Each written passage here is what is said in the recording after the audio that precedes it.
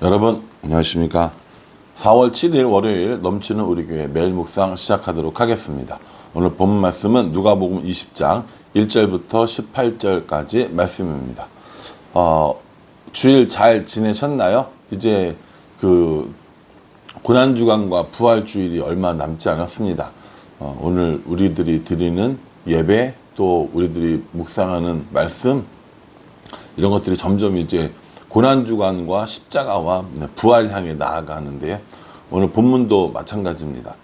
어제 예수님께서 사람들에게 여러 가지 이야기들도 해주시고 했지만 마지막에 나왔던 사건이 뭐냐면 성전을 한번 이렇게 뒤집은 사건이셨어요. 왜 내 아버지의 집을 기도하는 집이 아니라 강도의 구렬로 만드느냐, 강도의 소굴로 만드느냐라고 하면서 돈 바꾸는 자, 물건 파는 자들 다 뒤집어 엎으셨죠. 근데 그 백성의 지도자들이 그로 인하여서 예수님을 죽이려고 했지만 죽일 수 없었던 이유가 뭐라고 했습니까? 백성들 때문이라고 했죠. 그러니까 그런 상황이니까 오늘 이 질문이 나오는 거예요. 2절에 보면 말하여 이르되 당신이 무슨 권위로 이런 일을 하는지 이 권위를 준 이가 누구인지 우리에게 말하라 라고 얘기합니다. 누가 얘기하냐면 대제사장, 서기관들과 장로들입니다. 이 사람들은 백성들의 지도자들이잖아요. 예수님께서 오셔서 그렇게 성전을 싹 뒤집는 것들을 보고 도대체 왜 저러는 거야? 무슨 권위로 일하는 거야? 이런 일을 하는 거야? 라고 물어보고 싶었던 거죠. 예수님께 물어보는 거예요. 무슨 권위로 이런 일을 하는지, 이 성전을 다 뒤집어 버리는 이런 일을 하는지, 혹은 더 넓게 가르치고 치유하고 이런 것들을 누구의 권위로 하는지 그걸 얘기해라 라고 얘기하는 겁니다. 이 사람들이 하고 싶은 얘기는 뭐냐면 우리는 로마의 권위로 이런 일을 하고 있어, 이 얘기를 하고 싶은 거예요. 자기네 나라를 다스리고 있고 자기네 나라를 이 지배하고 있는 이 로마의 권위에 의해서 세워졌다라는 거죠. 대제사장도 마찬가지입니다. 우리가 몇 번 살펴봤지만 예수님 당시에 이 대제사장을 했던 사람들이 가야바 그리고 안나스 이렇게 나오거든요. 대제사장은 한 명밖에 없는 거란 말이에요. 죽으면 상속받고 그렇게 되는 건데 이게 지금 대제사장이 2명 이상이 있고 로마에 의해서 임명받는 대제사장이 만들어진 겁니다. 그 얘기를 하면서 우리는 이 로마의 권위로 일하는데 당신은 무슨 권위로 일합니까? 라고 이렇게 물어보는 겁니다. 예수님께서 그 사람들의 속셈을 아셨어요.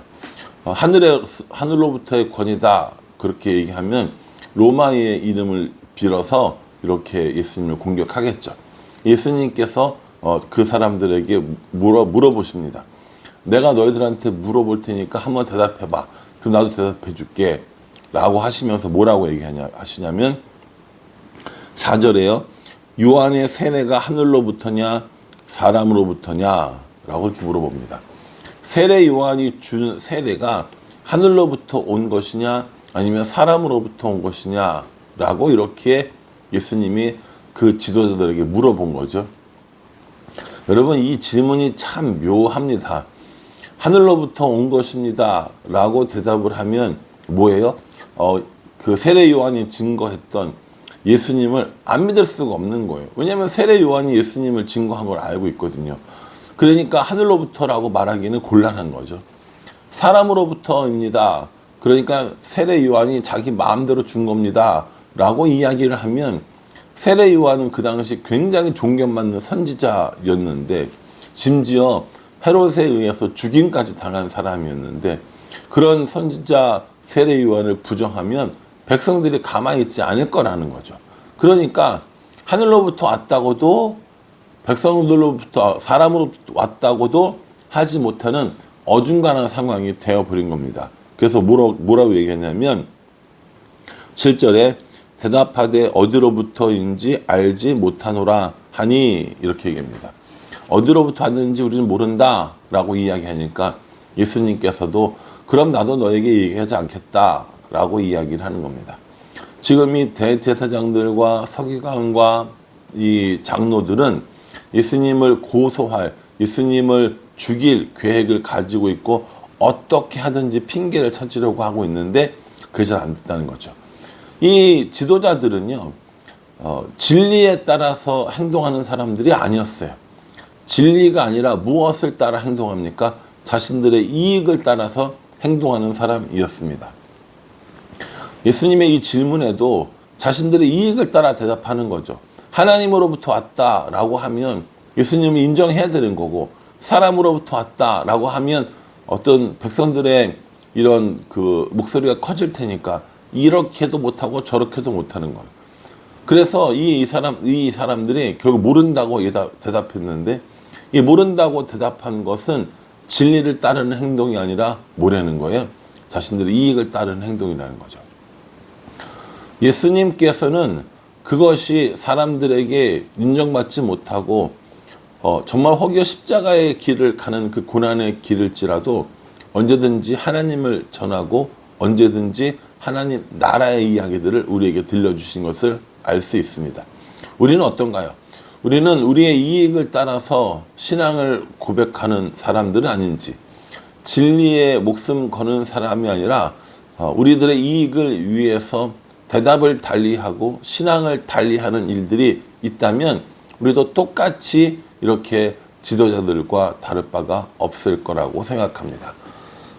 간혹 우리가 예수님 믿는 사람으로서 표를 내야 될 때가 있어요. 뭐 밥 먹을 때 기도하는 것뿐만 아니라 어떤 일을 결정할 때, 어떤 일에 동참을 할 때 우리가 그리스도인이라는 것을 표를 내고 그리스도인답게 살아야 할 때가 있습니다. 근데 문제는 뭐냐면 그리스도인답게 살고 그리스도인으로서의 이 표를 내면 사람들에게 또 불이익을 당하거나 아니면 뭐 좀 손가락질 당하고 비아냥거리거나 혹은 손해를 보거나 이래야 될 때가 있는 거죠. 그럴 때 우리 어떻게 합니까? 적당히 눈 감고 그리스도인이 아닌 것처럼 혹은 하나님을 따르지 않는 것처럼 그렇게 행동할 때가 있다라는 겁니다. 그러니 여러분, 오늘 나오는 이 지도자들의 모습은 우리들의 모습과 별반 다르지 않다고 저는 생각합니다. 우리도 이익을 따라서 예수님을 이야기하고 나에게 이익이 되고 나에게 뭐 기쁨이 되고 그럼 예수님 믿는다고 하고 예수님 내 삶의 주인이라고 하는데, 뭔가 교회 다닌다는 것을 이야기하고 또 어떤 그리스도인의 모습을 내면은 손해를 볼 것 같은 그 자리에서는 좀 뭐 교회 다니는 티도 안 내고 하나님 믿는 사람으로서의 이런 정체성도 가지지 않는다면 우리도 이익을 따라 대답하는 사람들과 뭐가 다르겠냐라는 것이죠. 이렇게 이 지도자들을 책망하고 나서 예수님께서는 한 가지 비유를 해주십니다. 이 비유는 악한 농부의 비유라고 우리가 흔히 부릅니다. 이 악한 농부의 비유에 보면요, 뭐가 나오냐면 한 포도원 주인이 있는데 한 사람이 포도를 만들어서 농부들에게 주고 갔어요. 농부들에게 주고 멀리 다른 나라로 떠나갔습니다. 그래서 어느 때가 되어서 일정한 기간이 지나서 이제 그 포도원의 소출을 받고 싶은 거예요. 그래서 포도원 소출을 받으려고 종을 하나 보냈습니다. 그런데 그 농부들이 포도원을 받은 농부들이 소출을 주지 않고 종을 때려서 보낸 거예요. 또 다른 종을 보냈는데 또 때리고 보냈습니다. 세 번째 종도 보냈는데 이번에는 이 종을 아주 심히 상하게 하고 또 쫓아버렸어요. 그러니까 포도원 주인이 뭐라고 생각하냐면, 이제 내가 내 아들을 보내야겠다. 내 아들을 보내면 그는 상속자이니까 존대하고 존중해 줄 것이다 라고 생각하고 보낸 거예요. 농부들이, 그 악한 농부들이 어떻게 합니까? 저 사람이 상속자인데 우리가 저 사람을 죽이고 이 포도원을 우리 것으로 갖자 라고 이렇게 결정을 하고 그 아들을 죽이는 겁니다. 포도원을 상속받을 아들을 죽이는 겁니다. 이 일을 다 들은 포도원의 주인이 어떻게 하겠습니까? 포도원 주인이 와서 모든 그 악한 농부들을 다 죽이고 그 포도원을 도로 가져가지 않겠느냐? 다른 사람에게 주지 않겠느냐라고 하는 비유를 해 주시는 거죠. 이 비유의 의미가 무엇입니까? 포도원 주인은 하나님이십니다. 악한 농부들은 누굽니까? 우리들 사람들이라는 거죠. 종들을 보내어 이렇게 얘기하는데 그 종들은 선지자들을 말하는 겁니다. 각 시대별로 각 이런 어떤 많은 선지자 있잖아요. 뭐 호세아도 있고 뭐 예레미야도 있고 엘리야도 있고 이런 선지자들을 시대마다 보내어 하나님의 뜻을 전했지만 악한 사람들은 그것을 받아들이지 않았다라는 거예요. 그렇게 받아들이지 않은 사람들에게 끊임없이 종들을 계속해서 보내십니다. 선지자를 보내서 말씀을 증거하게 하시고 또 경고하게 하시고 하나님을 따르게 하십니다.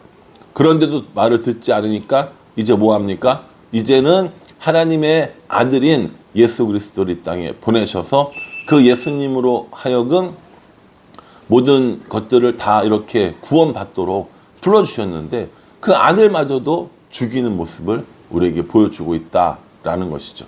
그래서 이 비유는 결국 누구를 의미하는 거냐면 예수님 자신을 의미하는 겁니다. 이렇게 죽게 되어진 예수님의 모습을 이야기하는 것이죠.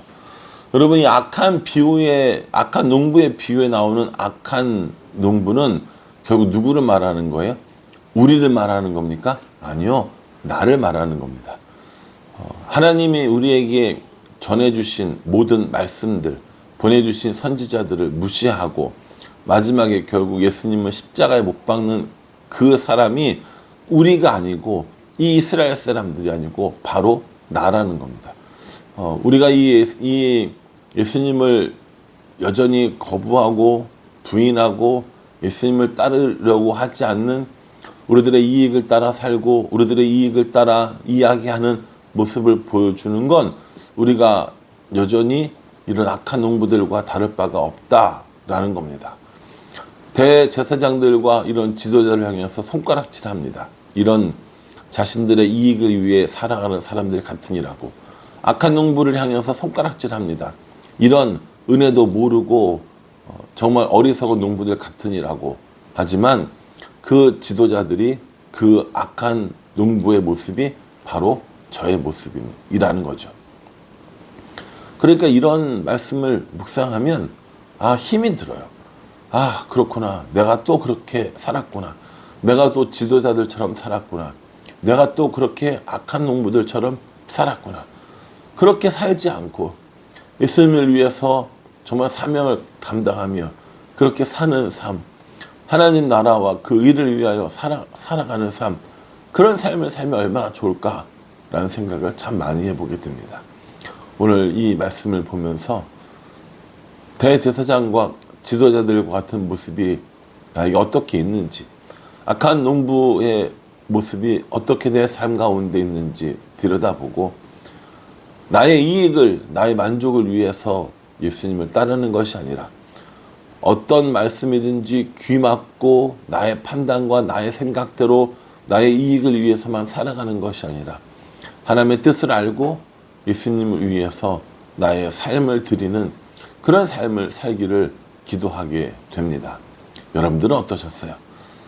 이런 말씀을, 오늘 봄 같은 말씀을 묵상하시면서 성경 속에 있는 인물들을 향해 손가락질하는 것이 아니라 나 자신의 모습을 들여다보면서 다시 하나님 앞에, 다시 복음 앞에 무릎 꿇고 엎드려서 예수님을 따르는 삶을 살아가는 우리 모두가 되기를 주님의 이름으로 축복합니다.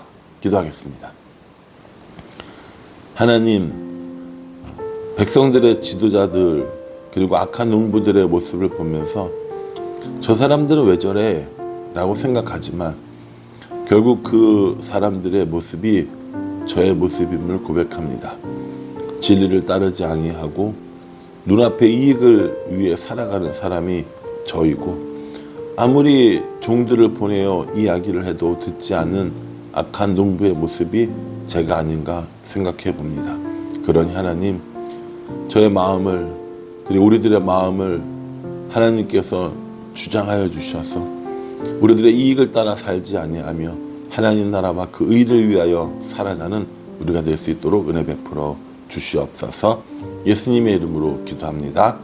아멘. 말씀을 꼼꼼히 묵상하시면서 나에게 주시는 말씀이 무엇인지, 내가 또 어떻게 살아야 하는지 깊이 묵상하시고 적용하며 살아가는 오늘 하루가 되시기를 간절한 마음을 기도합니다. 감사합니다.